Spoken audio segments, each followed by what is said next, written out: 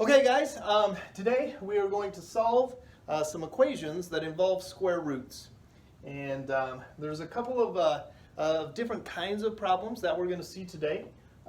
So I've got a couple up here that are fairly similar, and then I'll show you another one that works a little bit differently. But generally what happens is we are going to use inverse operations as we solve these problems. So I do have some steps written over here for us to use as we go through the problems and to refer to a little bit. So let's go through those. The first thing that we're going to do is try to get the root by itself. Again, we're going to use the inverse operations, do the opposite, right, to move that stuff around so that just the root is by itself on one side of the equal sign. So get the root by itself. The next thing we're going to do is square both sides to get rid of the root. Now remember, squares and square roots are inverse operations. They're opposites, and so they undo each other. And so if I want to get rid of a square root, I need to square it.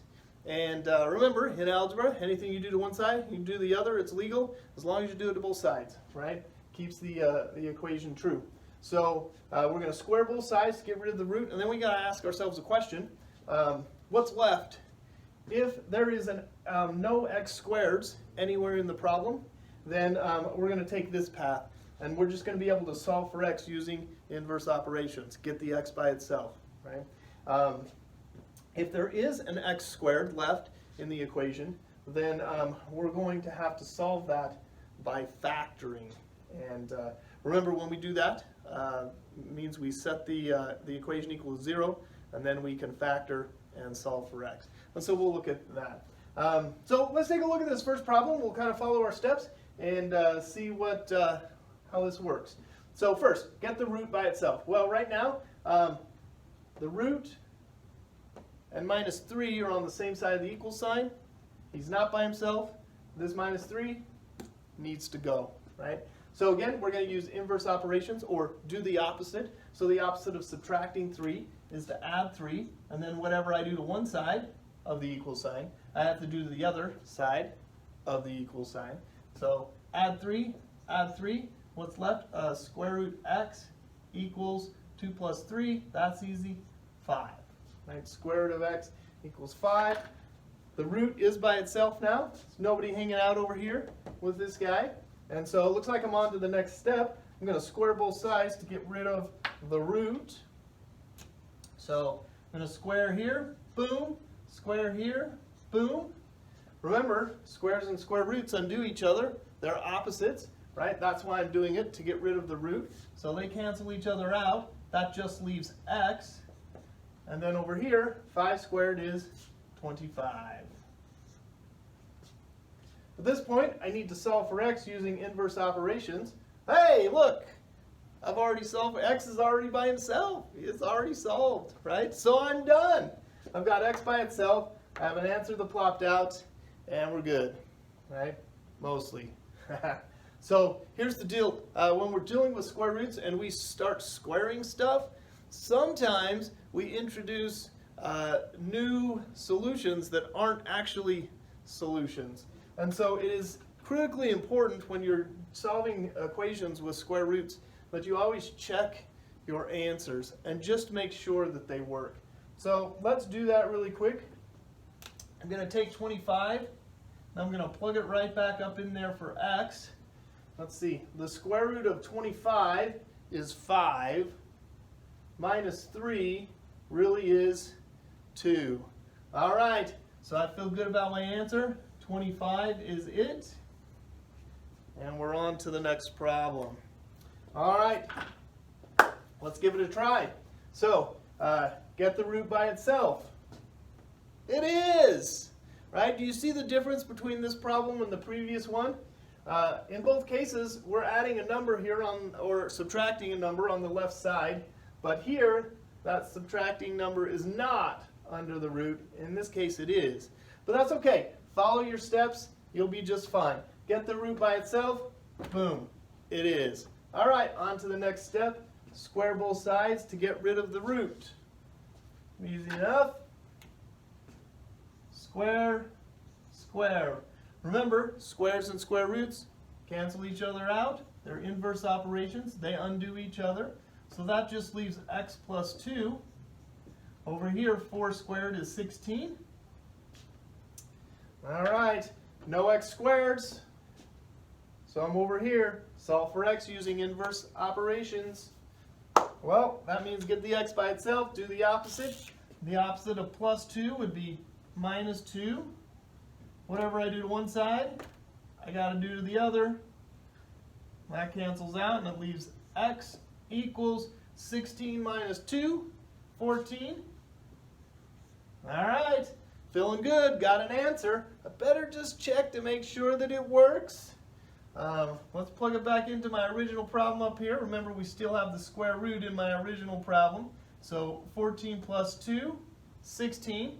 Square root of 16 really is 4. Sure enough, it works, right? So we've seen kind of two variations of this type of problem, right? Whew. All right, let's look at the other type of problem. All right, let's take a look at this guy.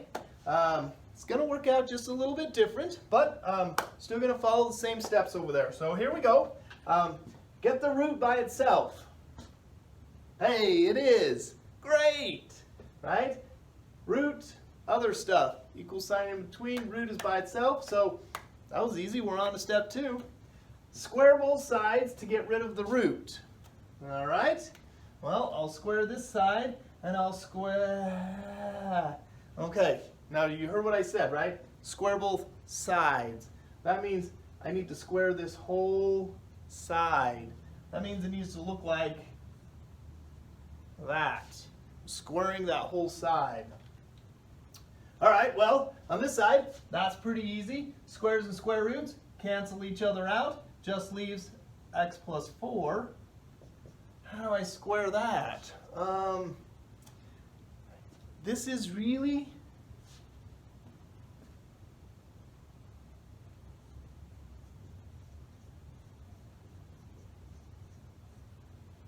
that. This means that, right? Don't make the mistake of just trying to put the square on there and the square on there. You're going to miss out on some stuff, right? This squared means 2 of them. This times another one. And that means smiley face, right? So we've practiced these kinds of problems a lot, right? We got to do the smiley face. X times x, x squared. 8 times 8, 64. Negative times negative, positive. Then we got to do the smile on the chin.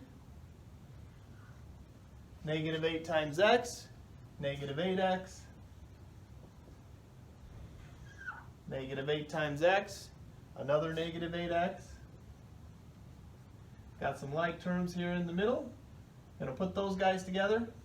X squared minus 16x plus 64. Right? Smiley face. Right.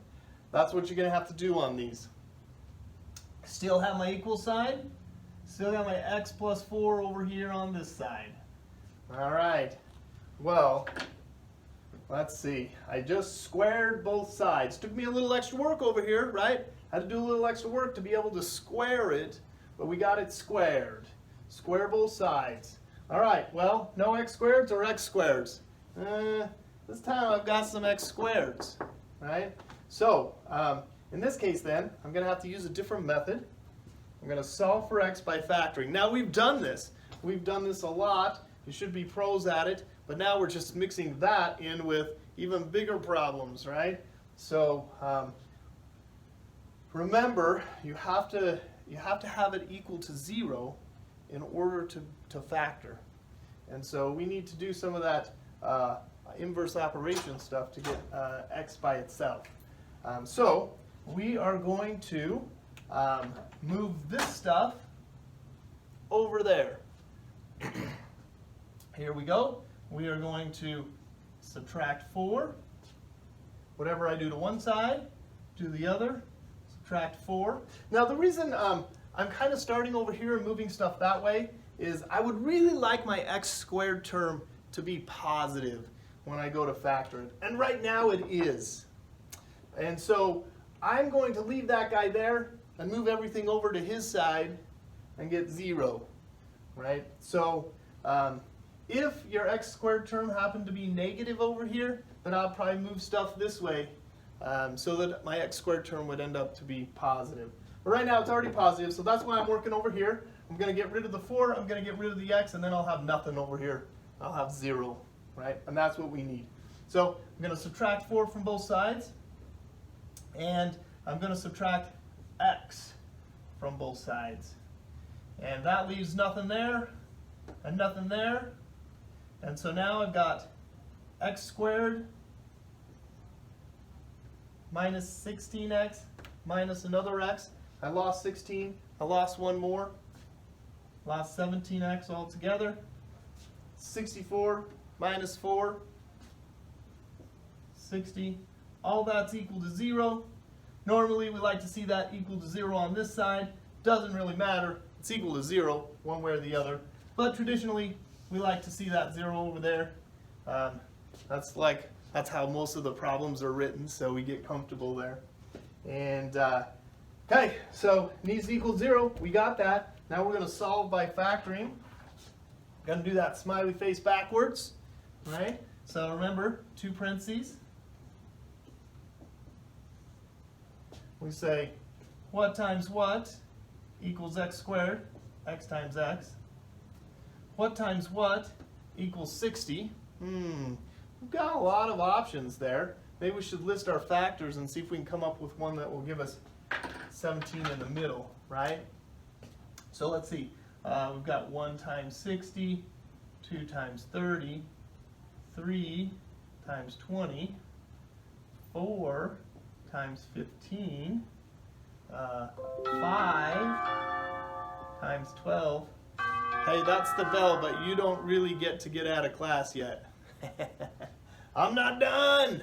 All right, 5. 6 goes into 60. 6 times 10. Holy smokes. Let's see, 7 doesn't, 8 doesn't, 9 doesn't, 10 does, but now I'm back around to the other side. So I think I've got all my factors. Remember, we're trying to make 17 in the middle. And notice I don't have a number in front of the x squared. So what that means is I can just focus on these factors and try to add or subtract to make 17. Should be good. Kind of liking 5 and 12 right there, right? That looks pretty good. All right, let's go with it. We'll put it in there. We'll try it out and see. 5, 12. Remember, we check. Make sure we make the middle and get our signs right by doing the smile. 5x. And the chin, 12x. I need to make negative 17x in the middle. I could do that out of 5x and 12x if I subtracted them, or made them both negative, so that I could then add those together to make negative 17. I think that's going to work.